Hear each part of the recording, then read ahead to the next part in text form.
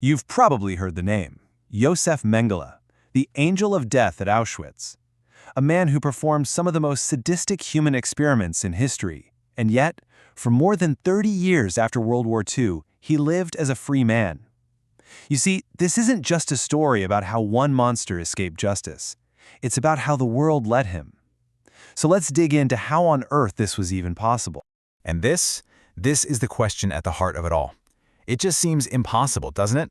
I mean, a man whose name was a synonym for pure evil just walks into a West German embassy, uses his real name, and walks out with a legal passport. How? How does that happen? Okay, so take a look at this timeline. It just lays the whole paradox out there. He disappears in 45, then boom, just 11 years later, he's traveling openly, and he lives for another 23 years after that. He dies of a stroke while swimming in Brazil. This wasn't some guy hiding in a bunker, constantly afraid. For a long time, he was basically hiding in plain sight. The real question is how. To even begin to get our heads around this, we have to understand the world he was escaping into. And, it was a totally different place than the world we live in today. Its priorities had shifted dramatically. Okay, let's break this down, because this part is fascinating. Just try to imagine a world with no digital trail at all. No interconnected computers to flag a wanted man's name. An official would have to grab a physical list and manually flip through it. Maybe they were busy that day. Maybe they didn't care. On top of that, you had places like Argentina that were basically rolling out the welcome mat for former Nazis. And here's the kicker. Mengele wasn't the household name for evil that he would become. His specific atrocities weren't widely known yet. It all created a perfect storm for him to just slip right through. And this quote, wow, this really gets to the stark reality of the time. The world's priorities had completely changed. As soon as World War II ended, the Cold War began, and suddenly all these experienced German officers and intelligence agents, many of them ex-Nazis, weren't seen as war criminals to be hunted down. No, they were seen as useful assets in this new fight against communism. The world just looked the other way. But it wasn't just about the rest of the world looking away. Not at all. We have to look at what was happening inside post-war West Germany itself, because they were facing some pretty impossible choices. Yeah, this quote from Konrad Adenauer, West Germany's first chancellor, it really says it all. You can't get rid of the dirty water if you have no clean water. Think about what he's saying.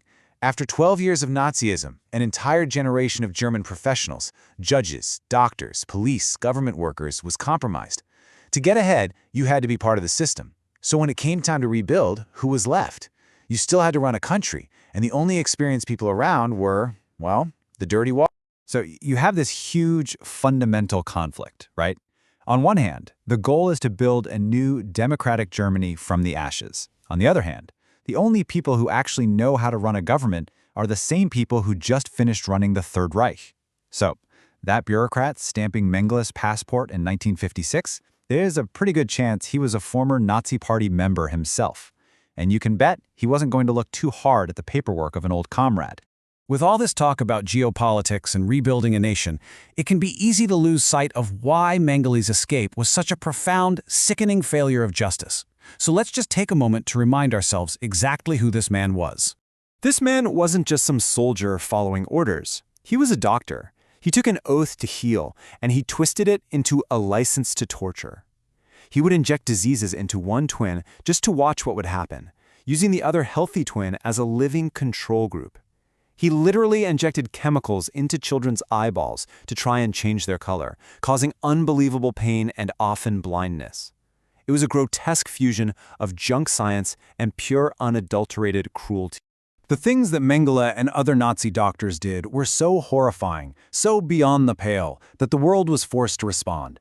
It forced everyone to come together and create a brand new set of rules to try and make sure this could never, ever happen again. And that response was the Nuremberg Code. It came directly out of the trials of those very doctors. And this wasn't just some dry legal document. It was a moral line in the sand. It was the world's attempt to build an ethical firewall against that kind of absolute barbarism. And just look at these principles. Today, this stuff seems obvious, doesn't it? Just basic common sense. But in 1947, this was absolutely revolutionary. The idea of voluntary informed consent, the principle that the person being experimented on has the ultimate power and must agree to everything, that was a direct rejection of everything Mengele stood for. He saw people as objects, as lab rats. This code insisted, no, they are human beings.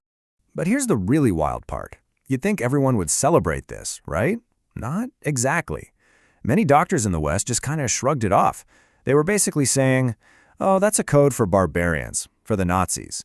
We're civilized physicians, we don't need such strict rules.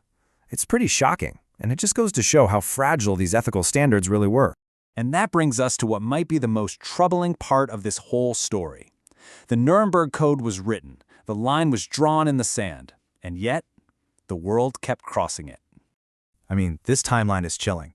The Tuskegee study, where American doctors deliberately withheld the cure for syphilis from hundreds of poor African-American men just to see what the disease would do to their bodies, that had already been going on for 15 years when the Nuremberg Code was written, and it continued for another 25 years after, and even as recently as the 1990s, a major pharmaceutical company faced accusations of conducting unethical trials on Nigerian children. The code existed, but it was being ignored. So what's the connection? What's the common thread here? Well, look at who the victims were in each case. Mengele targeted people his regime had officially labeled as subhuman. The Tuskegee doctors targeted poor, uneducated black men in a deeply segregated America where they had virtually no power. The Nigerian trial targeted desperate families in a poor country during a public health emergency. The common thread is always the dehumanization of a powerless group. And that brings us to the final, crucial takeaway. We've seen how Josef Mengele escaped. A distracted world and a nation wrestling with its past just let him slip away. But the darker, scarier truth is that the mindset that allowed his crimes to happen in the first place, that didn't just vanish in 1945. Writing a code is one thing, but unless we actively fight the kind of discrimination that allows us to see some lives as less valuable than others, the shadow of men like Mengele will continue to linger. That's the real challenge he leaves us with.